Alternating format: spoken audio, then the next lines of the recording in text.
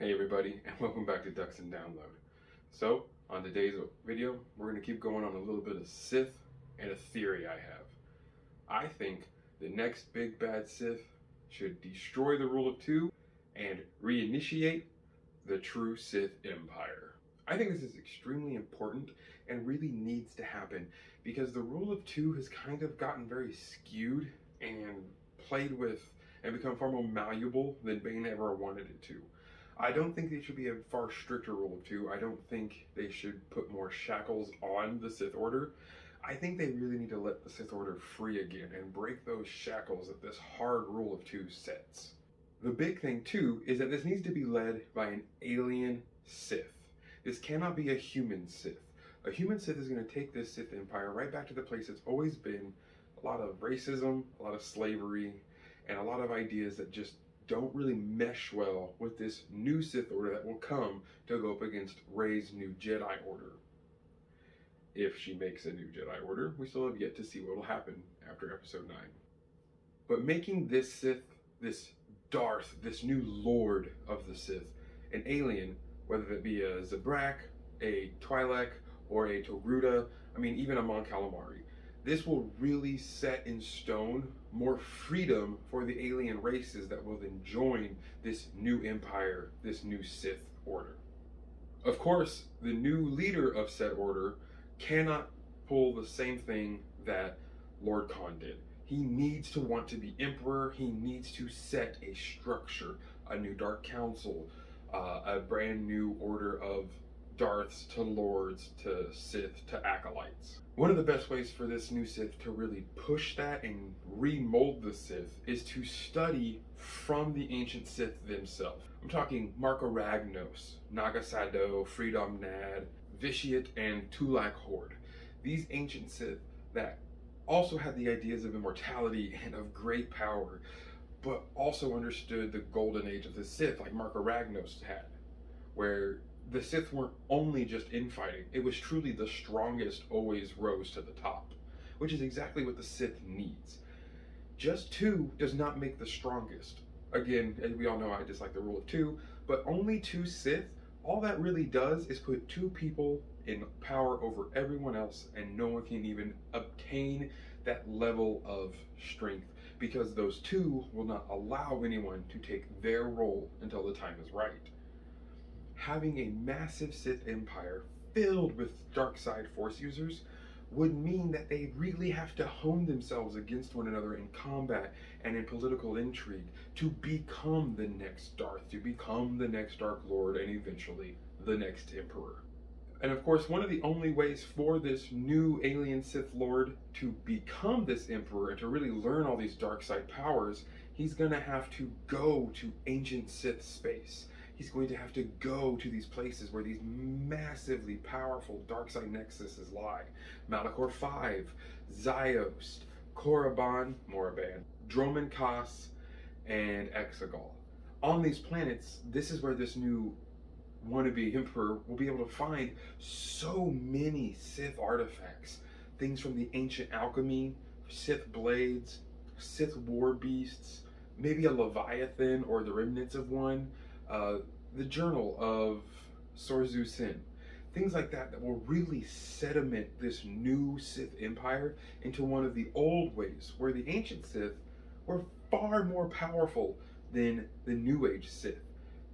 Bane understood his rule of two, and he really wanted to teach his apprentice everything he knew and to make sure his apprentice was ready to take over the Dark Lord title. Palpatine didn't do this. Tenebris didn't do this, Pelagius didn't do this. These people were so greedy they refused to give all of their secrets to their apprentice, meaning their apprentices just got weaker and weaker as the betrayal kept going. Imagine this new Sith, this new Zabrak, Iridonian, whatever, just awesome alien species Sith, goes and finds the headdress of Marco Ragnos in the ancient tombs and puts it on and gets to speak with Marco Ragnos and learn about the glory of the ancient Sith Golden Age, about Sith alchemy, bringing back the Leviathan, bringing back these ancient creatures that terrified the Jedi, much like the Nameless in the High Republic. But this new Sith really needs to be obsessed with holocrons, with knowledge, with drinking in as much dark side lore and power as possible and spreading it wide.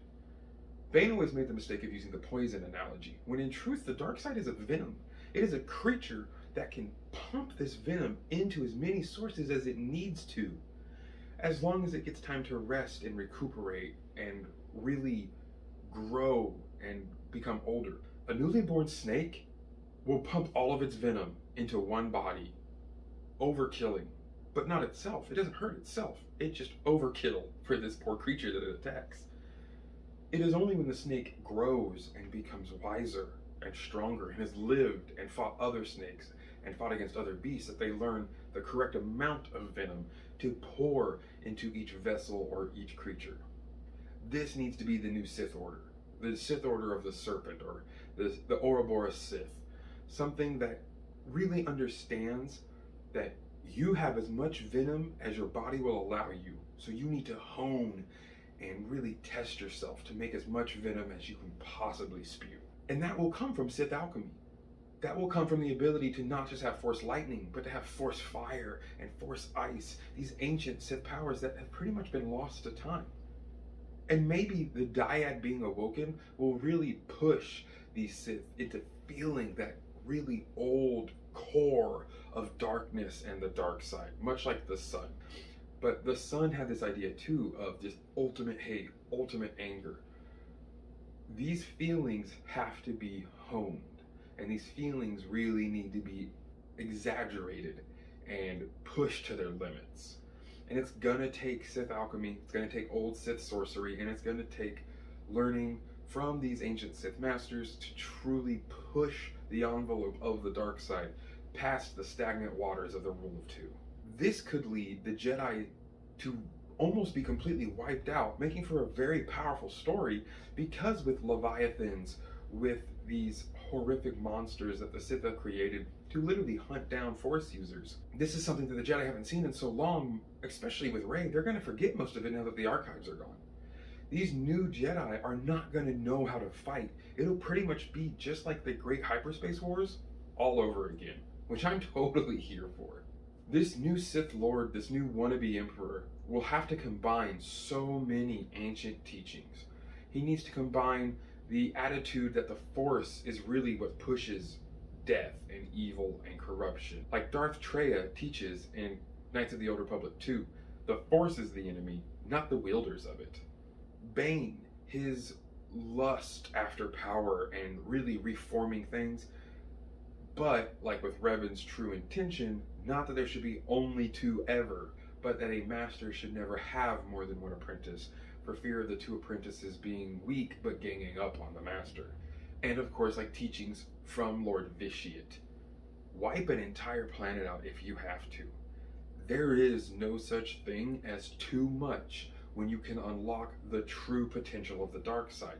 Because remember, Vitiate, thusly Valkorion, didn't have that much dark side corruption, because he allowed the dark side to be flown through him and control it and mold it, but then put it away when he needed to and allow others to do the bidding that needed to be done. This new Sith Emperor needs to take that same mindset. You can, of course, let the dark side corrupt you for ultimate power in brief moments, but in the long run, what will that get you? Frail, old, and broken. Now, with people like Darth Sion, that didn't matter very much, but all it took was Mitra Surik speaking with Darth Sion enough to make him kind of understand his own flaw in the way he lived, and he was done. Darth Annihilus, his hunger was so powerful, but that corruption was so deep that since he couldn't feed on the exile, it killed him and weakened him. So this new Sith Emperor, again, definitely an alien species, will really need to combine the teachings and really study the lore of all the ancient Sith, and not believe their self to be any more grandiose or greater until they can prove it. How amazing for this new emperor to then go back to Korriban, go to the Valley of the Dark Lords, and summon every single spirit possible on that planet and dominate them all, showing that he or she, that they are the new Sith Army. This could really lead to a huge expulsion of dark side energies, dark side powers, and just horrific monstrosities run rampant all around the galaxy. This could, of course, also lead us to the unknown regions, the parts on the far left of the outer rim that no one's really explored. These planets might not be the nexuses for Darkseid, there could be some, of course, but this would allow them to have a place to grow. The New Alliance may have gone to Exegol, but they didn't really try to set up shop out there that we know of. So this could really lead to having another space to hide, or not I should say to hide, but a good space to grow and to become ready to strike at their enemy, the light side. Alrighty, everybody, I really want to know your point of view on this.